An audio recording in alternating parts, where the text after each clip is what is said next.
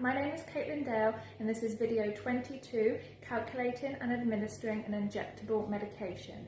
Today I'm going to be calculating and injecting the medication Loxicon by Norbrooks.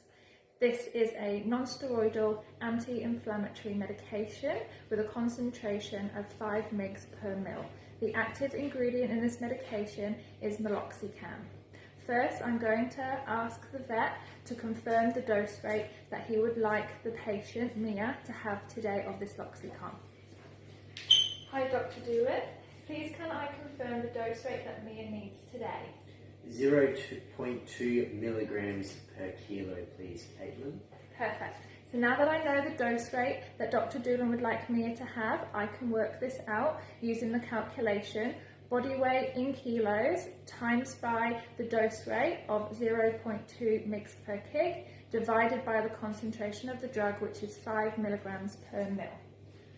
I'm going to use my calculator to times 9 by 0.2 and divide that by 5. This equals 0.36 ml, which I will be administering to Mia today, but I'm going to check with the vet to ensure my calculations are correct. Hi, Dr. Doolin. Can I confirm that my calculations for Mia are correct? I've times her body weight by the dose rate of 0.2 and divided that by the concentration of the drug. Yes, that is correct, Caitlin. Caitlin Dale, resuming video 22, calculating and administering an injectable medication.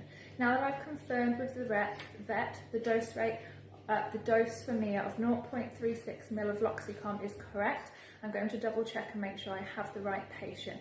So according to her hospital chart, Mia is a female, entire, white Japanese Spitz, 7 years old and weighing 9 kilos, which is correct. Before injecting the medication, I need to aseptically put together my needle and my syringe. So, I've already washed my hands and I'm going to place on my gloves. I have selected a 1 ml syringe and a 23 gauge blue needle. I've selected a 1 ml syringe because the amount that I'm injecting today is a small volume, and I've chosen a 23 gauge syringe because the medication is of low viscosity and I don't want to cause unnecessary trauma or damage to the patient today. So I am going to open up, before I open these, I'm going to ensure that both the needle and the syringe are still sterile, so the packets are still closed, there's no holes, and I'm also going to check that both the expiries are still within date, which they both are. I'm going to open up the needle first, keeping it in the packet and open it at the end where the syringe attaches to the needle. I'm then going to open up the syringe, take it straight out and connect it straight into the needle. Before using the multi-dose vial, I'm going to use this alcohol wipe and wipe it around the top of the vial and leave for 30 seconds. Whilst that is working, I'm going to take my needle and my syringe and I'm going to draw the plunger down to 0.36, which is the amount I'm injecting today. Now that I've got it here, I'm going to uncap my needle and I'm going to put it straight, without dropping it on the floor, I'm going to put it straight into the bag. Just done everything I should have done. Resuming video 22, calculating and injecting a injectable medication. So before I dropped the needle on the floor, I was saying that I have drawn my plunger down to 0.36 ml. I'm now going to take off my needle cap and pop it straight into the top of the vial and inject that the air into the vial. I can now turn it upside down and draw back on my plunger again and draw that down to 0.36. If there's any air bubbles, either flick the syringe or pull down on more medication and pop it back into the vial. So now that I have it on 0.36, I can take my syringe and needle straight out, recap my needle with the one cap method, and draw back on my plunger so all of the liquid comes out of the hubcap. I'm now going to take off my needle and dispose of that into the sharps container. I'm now going to open up a new 23 gauge needle and pop my syringe into my needle, and I'm going to push my plunger to get any air out, and then make sure that I still have the required dose needed for today of 0.36 ml, which I do. Now that I have prepared my syringe and my needle with my medication, I can inject my patient. So Grant's going to hold Mia for me today, and I'm going to inject Mia into the scruff of her neck. I'm going to take my needle cap off, and I'm going to pop that into the scruff of her neck, and I'm going to inject the medication. Oh, actually, I'm going to pull back on my syringe first, on my plunger. Make sure that no blood appears. If blood does appear, you need to pull your needle out and find a different location.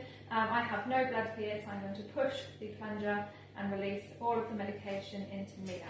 I can now recap my needle, pop that into the top of the yellow sharps container, and dispose of my syringe into the general waste bin.